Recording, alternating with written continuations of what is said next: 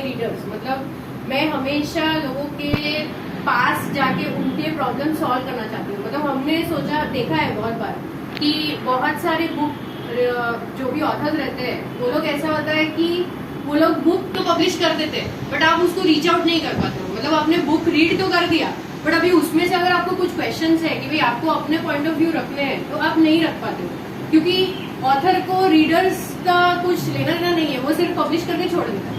But मेरा मोटो ये नहीं है, इसलिए मैंने जब से मैंने बुक पब्लिश की है मैंने बहुत बार फेसबुक लाइव भी किया है सेशंस, मैंने बहुत बार लोगों को इंटरेक्शन के लिए मैंने गूगल मीट पे भी रखा था, सो दैट मेरे जो पॉइंट ऑफ व्यू है मैं लोगों तक पहुंचा पाऊँ, सो दैट दे नो कि मेरी बुक में ऐसा क्या अलग है जो कि दूसरी बुक्स में नहीं है।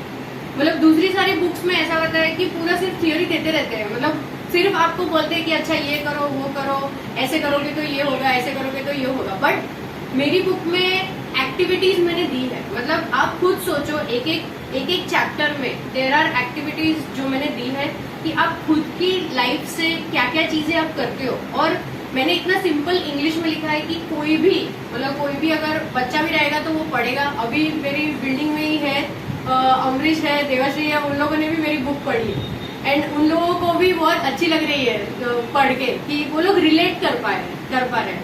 तो वैसे सोच के मैंने ये बुक लिखा है कि एकदम सिंपल इंग्लिश में। And if I talk about my book तो वैसा है कि व्हाट इज ऑब्स्टेकल। मतलब सब लोगों को लगता है ऑब्स्टेकल मतलब लाइक अ हिंड्रेंस, और हम लोगों को सोचते हैं कि अच्छा ये चीज मैं नहीं कर सकती हूँ, या फिर ये चीज हो गया तो मैं नहीं आगे बढ़ पाऊंगी। मतलब डेली चीज है। अभी डेली अगर हम सोचे तो अगर सुबह 5 बजे भी उठना है या 6 बजे भी उठना है तो हम लोगों को लगता है कि ये तो हम नहीं कर पाएंगे। ओके हम किसी और का पोस्ट देख के या फिर किसी और को देख सुन के, जैसे अभी ज्यादा आंटी को मैं देखती हूँ वो रोज जाते हैं वॉक के लिए बट अगर उनको देख के हम लोगों को 2 दिन आप 3 दिन मोटिवेट हो पाओगे, उसके बाद क्या? उसके बाद तो आपको खुद को नहीं समझ रहा ना कि आप क्यों नहीं कर पा रहे हो। तो वैसे ही है कि अगर सपोज दूसरा एग्जाम्पल मैंने दिया है कि जैसे अगर मेड नहीं आई है घर में, अभी सब लोग बहुत डिपेंडेंट हो गए हैं, सब लोग ऑफिस वर्क करते हैं सब करते हैं, बट अगर सपोज एक दिन मेड नहीं आई तो हमारा दिमाग कैसे जाता है? Always into negative. अरे अब आज मैं क्या करूंगी, अब आज ये नहीं आई है, अभी सारा काम मुझे करना पड़ेगा, अब मेरा ये कैसे हैंडल होगा, वो कैसे हैंडल होगा। तो वैसी सारी छोटी छोटी जो डेली की हमारी चैलेंजेस है वो मैंने मेंशन की है, और उसको आप कैसे खुद से ओवरकम कर सकते हो। Not like getting motivated from somebody 1 दिन 2 दिन, बट आप खुद को समझो कि आप वो चीज क्यों नहीं कर पा रहे हो। क्योंकि बाकी सारे लोग बोलेंगे अच्छा तुम 5 बजे उठोगे ये होगा, 6 बजे उठोगे ये होगा, एक्सरसाइज करोगे ये होगा, वो होगा पर वो आप कैसे करोगे, वो किसी ने भी सोल्यूशन नहीं दिया है। तो वो मैंने मेरी बुक में सोल्यूशन दिया है कि आप खुद को जानो। Eight the end of my book आप खुद को समझ पाओगे, आपके खुद के अंदर के बिलीव्स, आपके अंदर खुद के thoughts, how you react to any situation, या फिर आप कोई चीज आपके सामने आती है आप उसको कैसे पहले रिएक्ट करते हो, या फिर आपका रिएक्शन क्या होता है, सबसे पहला रिएक्शन, वो आप समझ पाओगे ये बुक से जब आप एक्टिविटीज करोगे। तो वही मैंने फर्स्ट चैप्टर में भी लिखा है, देयर आर 3 सेंसेस जो हम लोग बोलते हैं जब भी कोई भी चीज हमारे सामने आती है, हम जब रिएक्ट करते हैं, like your visual, your auditory and your kinesthetic. मतलब विजुअल बोलते हैं तो जैसे हम कैसे उसको देखते हैं, जब कुछ चीज होती है तो हम कैसे उसको देखते हैं, कैसे उसको सुनते हैं और कैसे उसको फील करते हैं। तो ये 3 चीजें बहुत इंपॉर्टेंट है जब भी कोई भी पर्सन रहेगा रिएक्ट करने के लिए to any of the situation. और हर किसी में इट्स डिफरेंट। मतलब कोई ऐसा रहता है कि जिसको विजन से एकदम मोटिवेट हो जाता है, जैसे अगर किसी ने पोस्ट डाला बट अगर किसी ने सिर्फ लाइन में लिखा तो वो छोड़ देगा, बट अगर किसी ने कुछ विजन डाला, मतलब किसी ने कुछ ऐसा ड्राइंग डाल के ऐसा डाला तो वो बंदा मोटिवेट हो जाता है वो ड्राइंग से। क्यों? क्योंकि वो विजुअल पर्सन है। विजुअल मतलब उसको चीजें देखने से उसको अपने खुद के अंदर डिफरेंस लाने में अच्छा लगता है।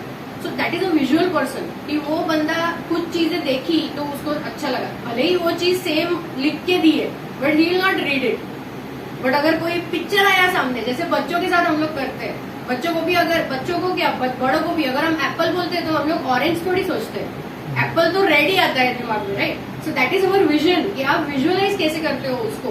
तो वैसा है सेकेंड इज ऑडिटरी, मतलब वो बंदे को तुम कितना भी ऐसा पिक्चर्स भेजो, कुछ भी करो, will not get motivated. But आप उसके साथ बात करोगे, आप उसको बताओगे रीजंस, अच्छा if you will do this will happen, अगर तुम ऐसा करोगे तो तुम्हारा बॉडी अच्छा रहेगा, तुम एक्सरसाइज करोगे 45 मिनट्स दोगे अपने आप को तो ऐसा रहेगा।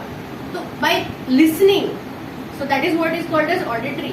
Bye listening that person gets motivated, not by the post देख के उसको कुछ फर्क नहीं पड़ता।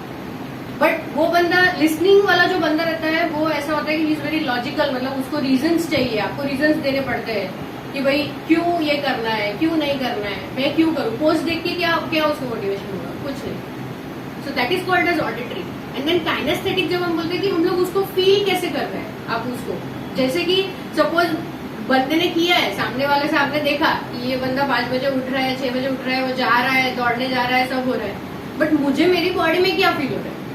तो अगर सपोज आपने वो कंसिस्टेंटली किया और आपको आपकी बॉडी में फर्क दिखा, अरे वाह मैंने 1 वीक मैंने किया और मेरी बॉडी में फर्क दिख रहा है, मेरा 500 ग्राम कम हो गया, मेरा 1 kg कम हो गया, तो आप क्या और मोटिवेट हो जाओगे, अच्छा मैं सेकेंड वीक भी मैं जाता हूँ। तो that is called as feelings. कि थर्ड पर्सन ऐसा होता है कि जिसका फीलिंग्स हाई पे रहता है।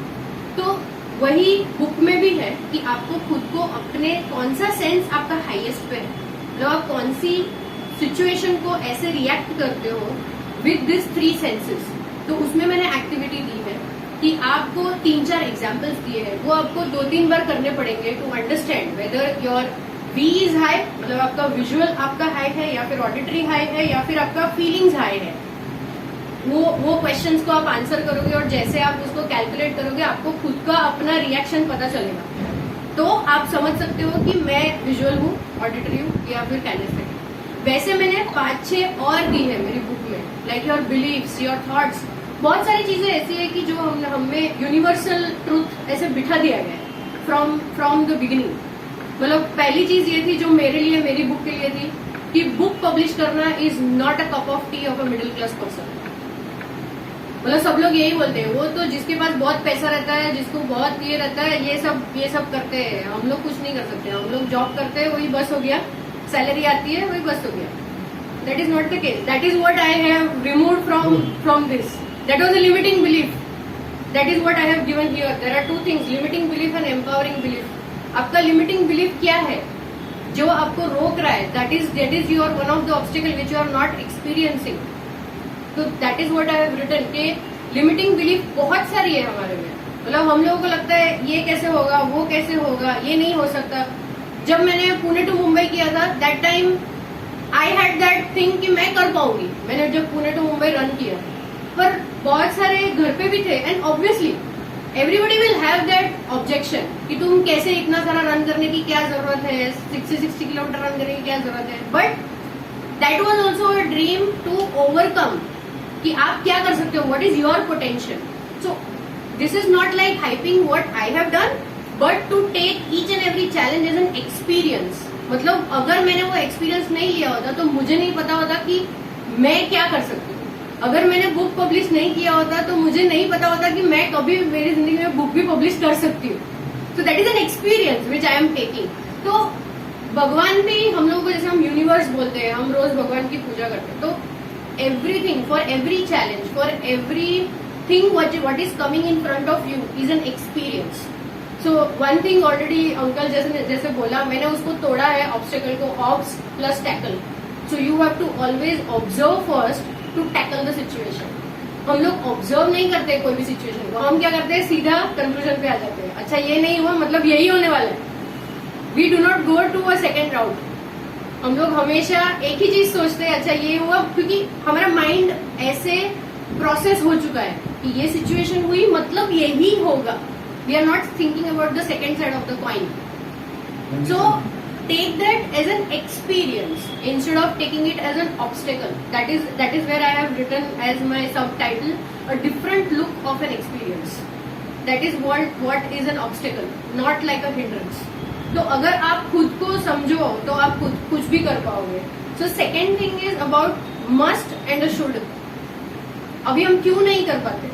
क्योंकि बहुत सारी चीजें हमने should में डाल दी। जैसे अभी सुबह अगर आप ब्रश नहीं करोगे तो चलेगा आप लोगों को? नहीं चलेगा राइट। सुबह उठ के सबसे पहले ब्रश करते क्यों करते हैं? Because it's a must, it's a must for you. अब आप नहाते नहीं हो तो चलता है? एक एक वीक तक नहाओगे नहीं चलेगा, नहीं चलेगा राइट। कोई कोई को चलता है तो दैट इज फाइन, बट कोई कोई लोगों को नहीं चलता है। मतलब एवरीडे अगर ऑफिस जाना है तो आप एक वीक नहाए बिना तो नहीं जाओगे ना, नहाओगे राइट। तो आप नहाते हो, ब्रश करते हो, तो वो सब क्या है? इट्स अ मस्ट, क्योंकि आपको वो मस्ट है आपके लिए कि वो मुझे करना ही है।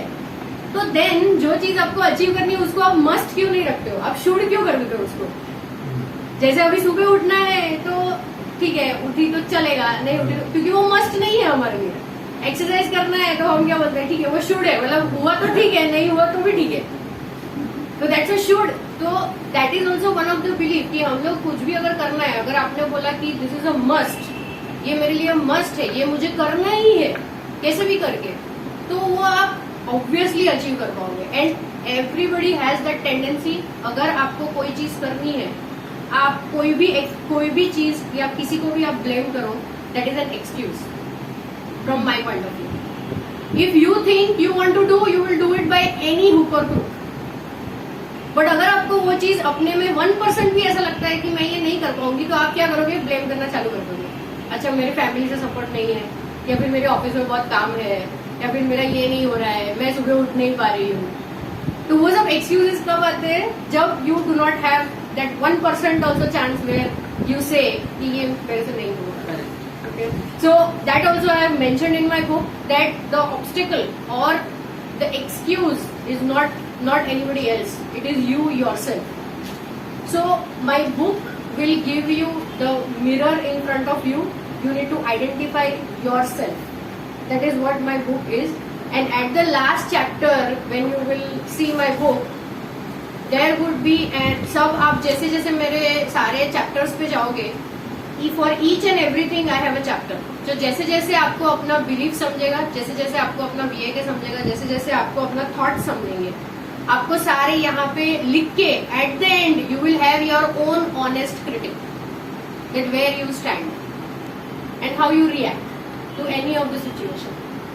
सो my book is to know yourself instead of just motivating you, it is just to know yourself and believe in yourself that you can do anything.